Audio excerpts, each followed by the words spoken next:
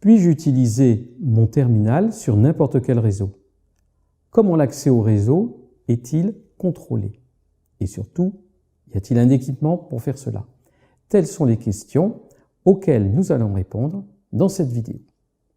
Il faut bien comprendre qu'il n'y a pas que les paquets de données correspondant au flux vidéo que je regarde qui transitent sur un réseau. Il y a un ensemble de fonctions de contrôle à mettre en place. On va, par exemple, vérifier que l'abonné est bien autorisé à utiliser le réseau avant de lui autoriser l'accès. Ces procédures de contrôle nécessitent l'utilisation d'une base de données. C'est ce qu'on appelle en 4G le HSS, Home Subscriber Server, qui était appelé en 2G, 3G, HLR, Home Location Register. Dans le HSS, on va avoir le profil de tous les abonnés du réseau, c'est-à-dire la liste de tous les abonnés, leur identité et les droits, les services auxquels ils ont souscrit. Il va y avoir également les données de sécurité, ce qui permet de faire le contrôle d'accès. On a enfin une localisation très imprécise de l'abonné. Nous détaillerons ces éléments dans d'autres vidéos. Il est utile d'introduire le concept de signalisation. C'est quoi la signalisation? Eh bien, c'est l'ensemble des messages échangés pour gérer l'accès au réseau. La signalisation ne contient pas de données liées à l'utilisateur. Ce que je veux dire, c'est que ce n'est pas le flux vidéo ou le contenu de la page web. Ce sont des données, ce sont des informations de contrôle qui sont utiles pour l'opérateur. La signalisation va correspondre, par exemple, à contrôle d'accès, au suivi des terminaux en cas de mobilité. Le HSS, c'est un point très important, n'échange que de la signalisation. Il ne s'occupe que du contrôle. Aucun paquet de données qui correspond au flux vidéo, si je continue toujours mon exemple que je regarde, ne transite par le HSS. Dans tout le cours, nous représenterons les éléments qui sont spécialisés dans le contrôle, qui ne font que de l'échange de signalisation en bleu. Donc, si j'essaye d'accéder au réseau d'un autre opérateur que le mien, le terminal, quand j'essaye d'accéder à ce réseau, va envoyer un message qui va être propagé jusqu'au HSS et il va y avoir une vérification d'accès. Si je ne suis pas dans la liste des abonnés, l'accès va m'être refusé. Si on analyse un petit peu ce qui peut se passer, on a plusieurs dizaines de millions d'abonnés dans un réseau. Donc ça correspond grosso modo à plusieurs dizaines de millions de terminaux.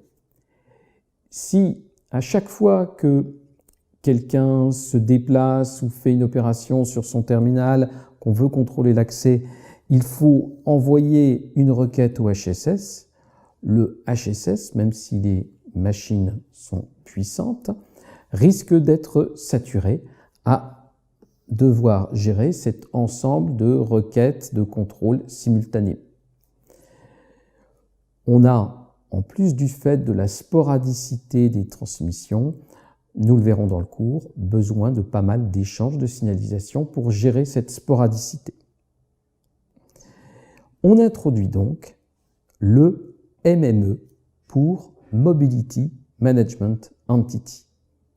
Le MME va gérer une très large région et va être connecté via le réseau de l'opérateur à différentes stations de base, différents iNodeB. Le but du MME, c'est de contrôler la mobilité, de contrôler les différents terminaux. ce qui veut dire que lorsque j'allume mon terminal, eh bien, celui-ci va envoyer une requête à l'inode qui va envoyer une requête au MME au moment de ce qu'on appelle l'attachement au réseau. Et ce que va faire le MME, c'est qu'il va regarder s'il connaît l'abonné, et en général, il n'est pas connu. Si c'est la première mise sous tension, le HSS va alors transmettre le profil de l'abonné, c'est-à-dire tous ses droits d'accès, les services auxquels il a souscrit, vers le MME. Ensuite, le MME va pouvoir, pour tous les accès ultérieurs, à chaque fois qu'il y a une vérification à faire, le MME va pouvoir contrôler localement. Le profil de l'abonné recopié dans le MME, ça correspond un petit peu à l'équivalent d'une mémoire cache pour les informaticiens.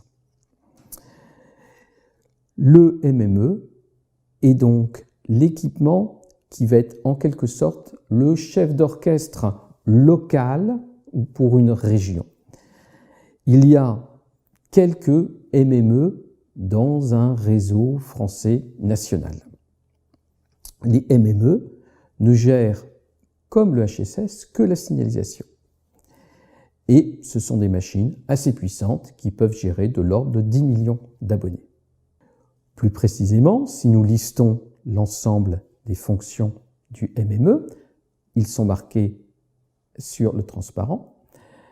Le MME, Mobility Management Entity, va dialoguer avec les différentes stations de base pour établir, par exemple, les fonctions de configuration, va dialoguer avec le HSS pour récupérer les profils des abonnés et aussi des informations de sécurité, va stocker ces profils et les données de sécurité et va gérer les mécanismes de contrôle liés aux abonnés sous la zone qu'il gère. Il maintient aussi une connaissance de la localisation des terminaux dans sa zone, mais de façon relativement imprécise. Il va sélectionner le P-Gateway et le S-Gateway par lequel vont transiter les données vraiment échangées entre le terminal et les serveurs du réseau Internet. Et il va s'assurer, le MME, la joignabilité du terminal. Enfin, il est impliqué dans ce qu'on appelle le transfert intercellulaire, c'est-à-dire la possibilité de garder une session active alors qu'on se déplace et qu'on change de cellule. On voit que le MME est un équipement très important du réseau 4G Cœur.